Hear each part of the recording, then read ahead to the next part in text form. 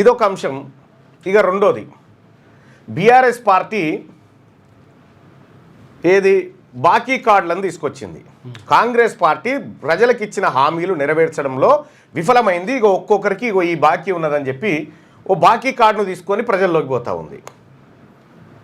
Same ఇక వీళ్ళు కూడా కాంగ్రెస్ పార్టీ వాళ్ళు కూడా ఇగో వీళ్ళు బాకీ ఉన్నది ఇదని చెప్తా ఉన్నారు. వీళ్ళ ఇంట్లోకి ఏమేమి తీసుకొచ్చి పెట్టలే, వాళ్ళ అమ్మమ్మ వాళ్ళ ఇంట్లోకి ఏమేమి తీసుకొచ్చి పెట్టలే. ఇదంతా జనం సొమ్మే. జనం సొమ్ము అప్పనంగా కరగనాకినటువంటి ఇరుపక్షాలు ఇద్దరు, వాళ్ళు కరగనాకి ఉన్నారు, వీళ్ళు నాకుతున్నారు గంతే. మొత్తం సొమ్మును దిగమింగడానికి జస్ట్ జూబ్లీహిల్స్ ఉప ఎన్నిక కోసం ఒక డ్రామా కట్టిరు అనుకోరాదు. జస్ట్ జూబ్లీహిల్స్ ఉప ఎన్నిక కోసమే, లోకల్ బాడీ ఉప ఎన్నికల కోసం కూడా వాడుతూ ఉన్నారు దీన్ని. అసలు బీఆర్ఎస్ పార్టీ తెలంగాణ రాష్ట్రం ఏర్పడ్డటువంటి 2014 జూన్ 2 నుంచి వాళ్ళ చేతికి అధికారం అప్పచెప్పే నాటికి తెలంగాణ రాష్ట్ర ప్రజల పరిస్థితి ఎట్లా ఉండే? కాంగ్రెస్ పార్టీ 2023 డిసెంబర్ 7 నాటికి అధికారాన్ని బీఆర్ఎస్ పార్టీ నుంచి తీసుకున్న నాటికి ఏ విధంగా ఉండే? కాంగ్రెస్ పార్టీ అధికారంలోకి వచ్చిన తర్వాత ఏం మార్పు జరిగింది? ఈ లెక్కలు తెలిస్తే మనకు పక్కగా అర్థమవుతుంది. దీనికోసం కంట్రోలర్ అండ్ ఆడిటర్ జనరల్కి సంబంధించినటువంటి నివేదిక, కాగ్ రిపోర్ట్ అంటారు దాన్ని. ఆ కాగ్ రిపోర్ట్లో ఉన్నటువంటి అన్ని అంశాలను పరిశీలించిన తర్వాత వీళ్ళిద్దరి పర్ఫార్మెన్సు, ఎందుకంటే వీటి గురించి మాట్లాడరు వీళ్ళు. కాగ్ రిపోర్ట్ల గురించి కాగ్ ఏం చెప్పింది చెప్పరు, అట్లా ఇవి చెప్పరు. ఇదంతా పాపం కల్వకుంట్ల చంద్రశేఖరరావు గారు ఫామ్ హౌస్లో వ్యవసాయం చేసి పంటలు పండించి ఆ పైసలన్నీ తీసుకొచ్చి పేదోళ్లకు బీసీలకు పంచినట్టుగా, ఇప్పుడు రేవంత్ రెడ్డి గారు కూడా పొద్దంతా పరిపాలన వ్యవహారాలు చూసి రాత్రి ఉపాధి హామీ కూలి పనికి పోయి వచ్చి ఆయన సంపాదించుకొచ్చి ఆయన మనం చాపుతున్నట్టుగా, ఈయనది ఏ కానలేదు ఈయనది ఏ కానలేదు, నిండా ముంచిరు ఇద్దరు కలిసి. ఏం చేసిరు అనేది ఒక లెక్క చూసుకుందాం. తెలంగాణ రాష్ట్రం ఏర్పడాలని ఎందుకు అనుకున్నాం మనము? తెలంగాణ రాష్ట్రం ఏర్పడితే మన బతుకులు మారుతాయి అనుకున్నాం. మన పిల్లలకు ఉద్యోగాలు వస్తాయి అనుకున్నాం. మన చేనులకు నీళ్ళు వస్తాయి అనుకున్నాం. మన ఖజానాలోకి అంటే మన ఖాతాలోకి పైసలు వస్తాయి అనుకున్నాం. ఇవి రాకపోగా ఏం జరిగింది ఉల్టా? తెలంగాణ రాష్ట్రం ఏర్పడితే కేసీఆర్ కుటుంబం బాగుపడుతుందని ఎవరన్నా అనుకున్నారా? తెలంగాణ రాష్ట్రంలో కాంగ్రెస్ పార్టీ అధికారంలోకి వస్తే రేవంత్ రెడ్డి కుటుంబం బాగుపడుతుంది అని ఎవరైనా ఊహించిర్రా? ఒకవేళ వీళ్ళే బాగుపడేది ఉంటే మన శ్రీకాంతాచారి, మన యాదన్న వీళ్ళందరి ఆత్మ బలిదానాలు దేనికోసం? మన పోలీస్ కిస్టర్న వీళ్ళందరి ఒకవేళ ఈ ముఠానే మళ్ళా దోపిడీ చేస్తుంది అనేటువంటి ఆలోచన వాళ్ళకు ముందే తెలిసి ఉంటే వాళ్ళు జావకపోతుండే, ఆత్మ బలిదానం చేయకపోతుండే. ఇక్కడ ఒక నివేదికను చూసుకుందాం మనం. ఇగో ఇది వీళ్ళిద్దరి పర్ఫార్మెన్స్గా ఎన్ననే ఉందిగా. ఇటు కాంగ్రెస్ పార్టీ పర్ఫార్మెన్సు, అటు బీఆర్ఎస్ పార్టీ పర్ఫార్మెన్స్. ఈ రెండింటి పర్ఫార్మెన్సు మనకి ఇక్కడ క్లియర్గా కనిపిస్తుంది. తెలంగాణ రాష్ట్రం ఏర్పడ్డ నాటికి, తెలంగాణ రాష్ట్రం మనము ఏపీ నుంచి విడిపోయినప్పుడు 42% అప్పులు తెలంగాణ ప్రాంతానికి పంచిరు. 42% అప్పులు పంచితే తెలంగాణ మీద పెట్టినటువంటి అప్పు ఎంత? తెలంగాణ రాష్ట్రం ఏర్పడ్డ నాడు తెలంగాణ మీద ఉన్నటువంటి అప్పు 72,658 కోట్లు. 72,658 కోట్ల అప్పు ఉండే మనకు. అంటే అప్పుడు ఒక తలకు మనకు ఎంత ఉందంటే తెలంగాణలో ఉన్న ప్రతి తలకు 20,254 రూపాయలు అప్పు ఉండే. తెలంగాణ రాష్ట్రం ఏర్పడ్డప్పుడు 20,254 రూపాయల అప్పు ఉండే తలా ఒకరికి. ఇప్పుడు లైవ్ చూస్తున్నారు కదా మీరు, ఒక్కొక్క తలకు 20,254 రూపాయల అప్పు ఉండే. అప్పుడు 20,000 అప్పు ఉండే అప్పుడు ఒక్కొక్కరికి. ఇక తెలంగాణ రాష్ట్రం ఏర్పడ్డ తర్వాత మనం ఏమనుకుంటాం? మనం తెలంగాణ రాష్ట్రం వస్తే మన బతుకులు మారుతాయి అనుకున్నాం కదా. ఈ బతుకులు మారకపోగా తెలంగాణ రాష్ట్రం వస్తే ఈ అప్పులు మాఫీ అయ్యి మనమంతా సుఖ సంతోషాలతో ఉంటామేమో అని అనుకున్నాం. చంద్రశేఖరరావు గారికి 2014లో ఇది అప్పచెప్పినప్పుడు మన తలకు ఆంధ్ర పాలకులు మనకు గట్టిపోయినప్పు, మన నెత్తిన పెట్టిపోయినప్పు 20,254 రూపాయలు, అంటే అప్రాక్సిమేట్గా 20,000 అప్పు ఉండే ఒక్కొక్కరి మీద. ఇక చంద్రశేఖరరావు ఏలుబడి జరుగుతూ ఉంటే, చంద్రశేఖరరావు గారు కేసీఆర్ ముఖ్యమంత్రిగా ఏలుబడి జరుగుతూ ఉంటే 2015 కల్లా అప్పు తక్కువ కాకపోగా 2015 కల్లా 25,000 అప్పు అయింది ఒక్కొక్కరు నెత్తి మీద. 6 నెలల్లో 25,000 అప్పు అయింది. ఇక 2016కు వచ్చే నాటికి అప్పు ఎంత అయిందంటే ఒక్కొక్క తల మీదకి 32,900 అంటే అప్రాక్స్గా 33,000 అప్పు అయింది. 33,000 ఒక్కొక్కరు అప్పు. ఇక ఆ తర్వాత 2017కు వచ్చేసరికి అప్పు 41,972 రూపాయలు అయింది ఒక్కొక్క తల మీద అప్పు.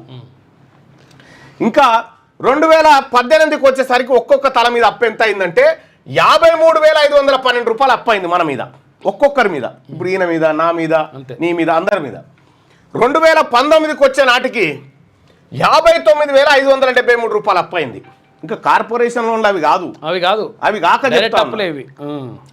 చెప్తా ఉన్నా వేరే కార్పొరేషన్ల పేరు మీద వేరే కార్పొరేషన్ల పేరు మీద తెచ్చినా 10 లక్షల కోట్ల అప్పు. అది ఇది కలిపి ఫెయిల్ అవుతుంది. అది వేరు. 2019 నాటికి అప్పు వచ్చేసి 60,000 రూపాయలు అయింది. అంటే తెలంగాణ రాష్ట్రం ఏర్పడ్డటువంటి 5 ఏళ్లకే తెలంగాణ ప్రజల మీద 40,000 రూపాయలు అప్పు అయింది. 3 ఇంతలు అయింది.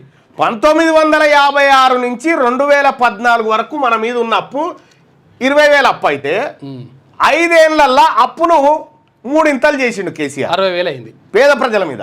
ఇది కేసీఆర్ కట్టే అప్పులు కాదు, లేకపోతే రేవంత్ రెడ్డి కట్టేటి కాదు, మనమే కట్టాలి. ఎట్లా కడతామో చెప్తా. 2020 నాటికి మన నెత్తి మీద అప్పు ఎంత అయింది? 66,320 రూపాయలు అప్పు అయింది. 2021 నాటికి ఏమైంది? తక్కువ లేదుగా, పెరుగుడే. 2021 నాటికి 73,000 రూపాయల అప్పు అయింది. 2022 నాటికి ఎంత అయింది అప్పు? 82,194 రూపాయలు అప్పు అయింది. 2023 నాటికి ఎంత అయింది?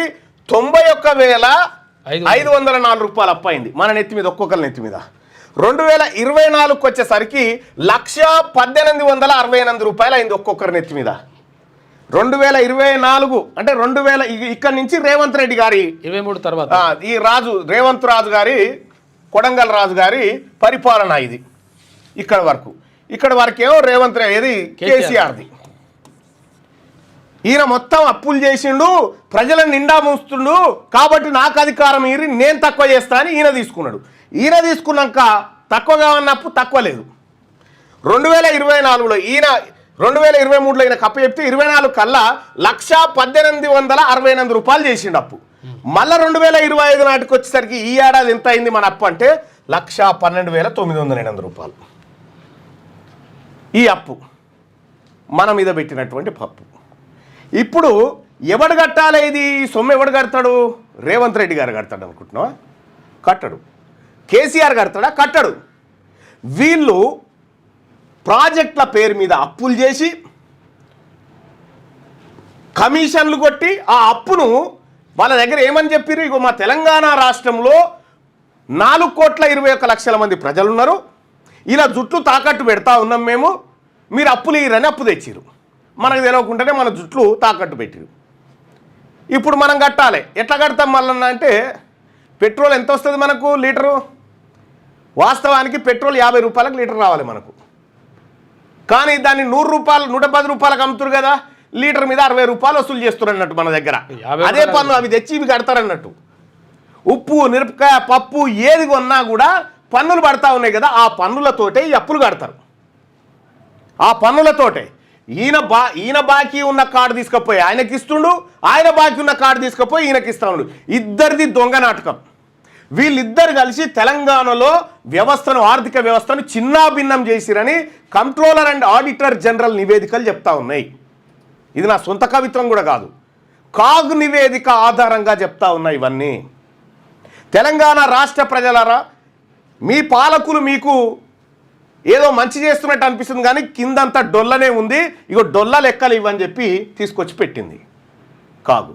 మరి ఇప్పుడు దీన్ని బట్టి నేను అడుగుతా ఉన్న మహేష్ కుమార్ గౌడ్ గారిని, మీ ప్రభుత్వం వచ్చిన తర్వాత మీరు చేసిన అప్పులు, నేను అడుగుతా ఉన్న కేసీఆర్ గారిని, మీ ప్రభుత్వం ఉన్నప్పుడు మీరు చేసిన అప్పులు, ఈ అప్పులకు జమనాతు మీరుంటారా? ఈ అప్పులకు జమనాథ్ మీరే ఉంటారా, మీ కుటుంబాలు ఉంటాయా? కట్టకపోతే మేమే కడతామని కట్టకపోతే ప్రజలు తాను వెళ్ళకపోతే మేము కడతామని మీరు జమనాథ్ ఉంటారా? ఒకవేళ వెళ్ళకపోతే మా ఆస్తులు అమ్మి కడతామని రాసిస్తారా? ఎస్. మాకేం సంబంధమా అని ఎక్కడో అక్కడ వెళ్ళిపోతాడు. ఒక్క కాళేశ్వరం ప్రాజెక్టే 79% అంచనాలు పెంచిరు, 0 లాభం. అవును, నీళ్లు ఎక్కువ ఏం జరగలేదు, 0 లాభం. అవును. అంటే ఈ 79% నిధులు అప్పనంగా మింగేసిరు అన్నట్టు. అప్పనంగా 79% నిధులు.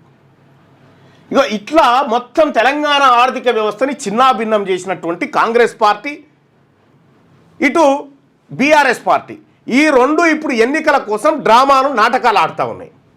ఎవడు కడతాడు ఇందులో? ఈ తెలంగాణ రాష్ట్రంలో 62% బీసీలు ఉంటారు. ఈ 62% ఉన్నటువంటి బీసీల నెత్తి మీద 62%